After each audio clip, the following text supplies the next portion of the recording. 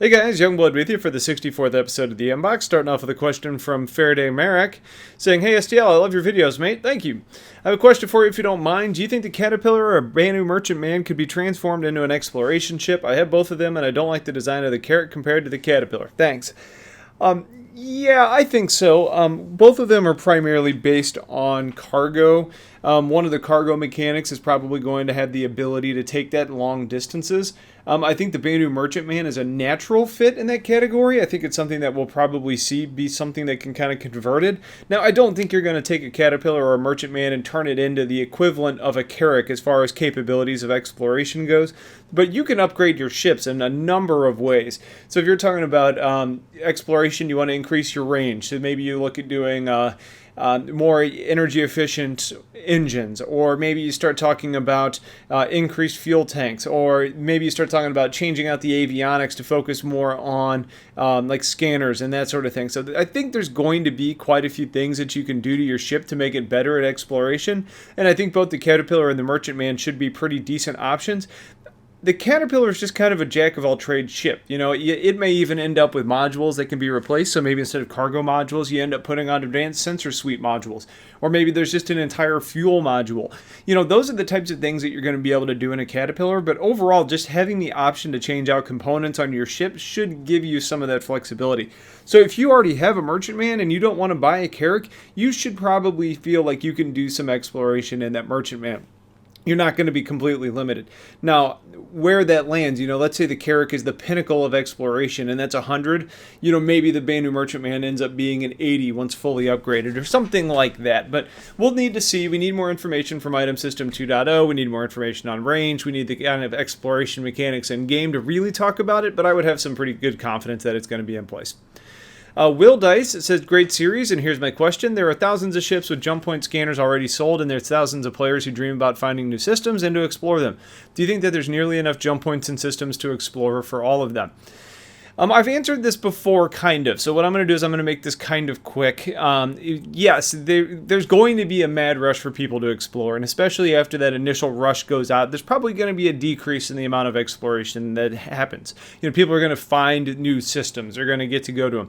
But remember, most of the exploration isn't going to be finding that new system.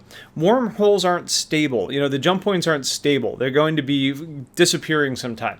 So, you know, there's going to be new ones popping up. Well, some of the existing ones are going to disappear. And so you're going to be able to kind of find those types of things. Additionally, exploration is also going out and finding things that could be considered valuable. You know, so if you're exploring and you end up finding a asteroid field where there's a lot of resources in it, then you may end up wanting to collect that information and sell it, and now you're making money from your exploration. You're not just doing it as a hobby. So there's a lot of different layers that go into exploration, and yeah, I think it's going to be hard to find a new system. There's probably not even going to be that many of them. But like jump points are probably going to be the things that you're going to find, but that's even going to be probably a fairly rare occurrence. I think most of it's going to be more about finding new locations and systems we already know about, new materials out there, maybe derelicts. You know, maybe you're finding a new animal on a planet. There's a lot more that goes into it than just finding a jump point. Malcolm Kirk says, "Hey Youngblood, do you think they'll ever come out with a ship like a Carrack, but it can hold a fighter and cargo?" It sounds like you want a ship that can do it all. And most ships are going to have a trade-off somewhere. So if you're talking about a ship that can explore and carry a fighter and can carry cargo, you're kind of carrying the three main career paths in one ship. So talking about that, I would say the closest thing there is probably going to be the Idris. Idris can carry cargo, the Idris can carry fighters, it can probably do some exploration. We know it's going to be long range because it's a warship. You know, so I think that's probably the closest you can get. Polaris kind of fits in that category a little bit, you know, but you're going to have some restrictions there. You know, maybe an Endeavor, for example, with the hangar module. The number of options there aren't great. Now, you could technically look at it and say the Constellation is kind of like that. You know, the Constellation carries a P-52, which is a fighter. It can carry cargo. It can do some exploration. You know, so I think the Constellation is probably the closest out-of-the-box solution until you get into some of those big capital ships.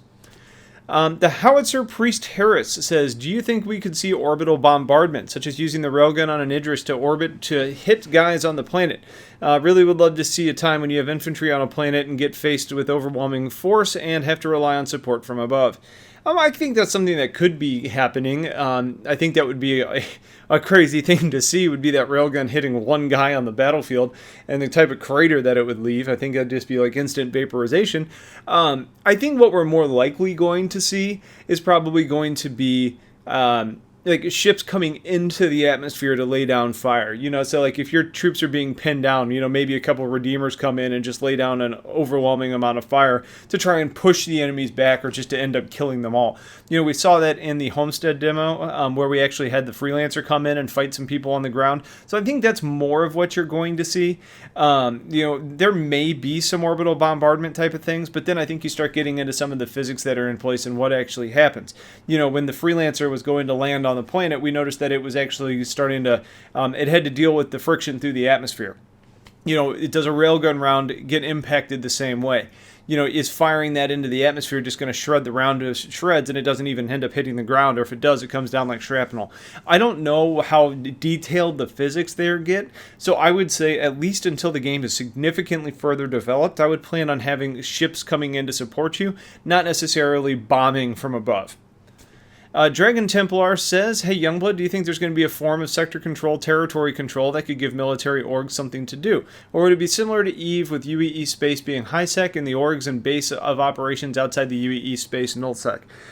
I don't think there's going to necessarily be like dictation that you have to secure an area because you're a military organization.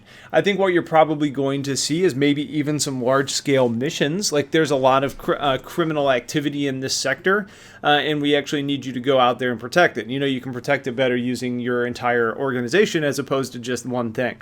There's also going to be benefits and financial benefits to actually, taking on like a military type role. So if you're a paramilitary organization and there's a lot of piracy in an area, then all of a sudden you're talking a lot of bounties and things where you can actually earn money from doing things. So, if there's a high risk type of area, you may just want to naturally go there. And then you could even charge people for like escort through a system, or to hold down a certain area, or maybe you're going to be hunting down pirates. So I think there's going to be that in a couple different ways. I think it's going to be players are going to do it because they're tired of pirates in one certain area and they want to clear up the area.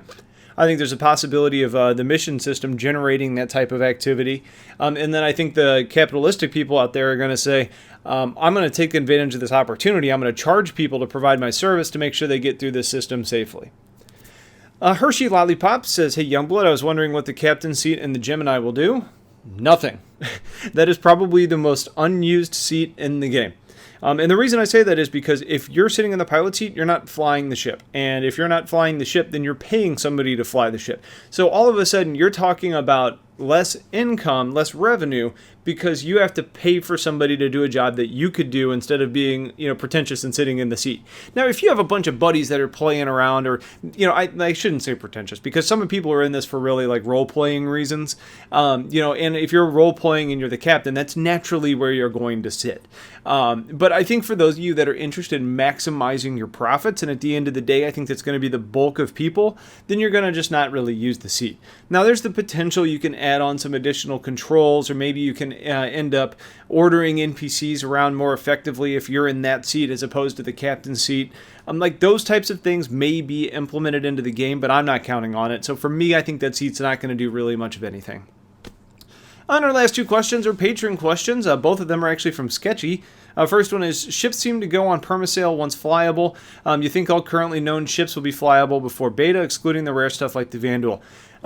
So I guess first off is, not all the ships go on permasail. They come up fairly regularly, I guess you could say.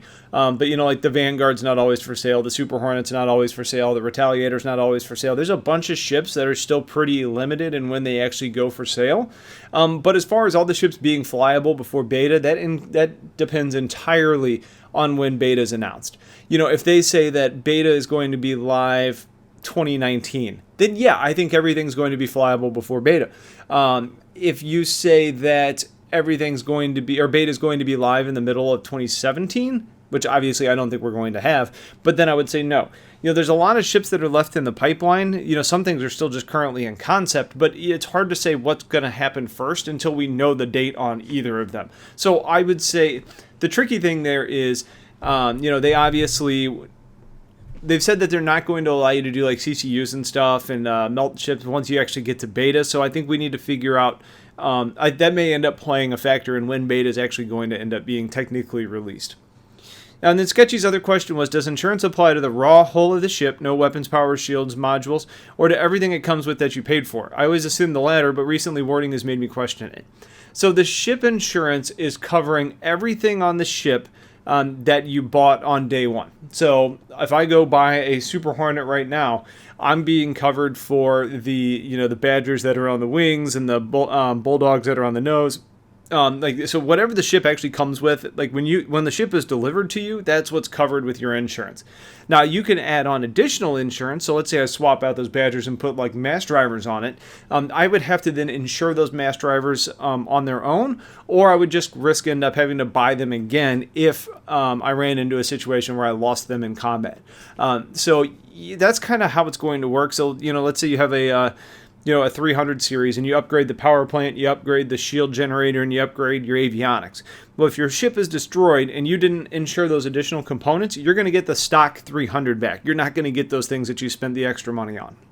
So that's this episode of The Inbox. If you guys have questions, please let me know. Otherwise, I appreciate you watching. Stay tuned for more, and have a great day. Take care.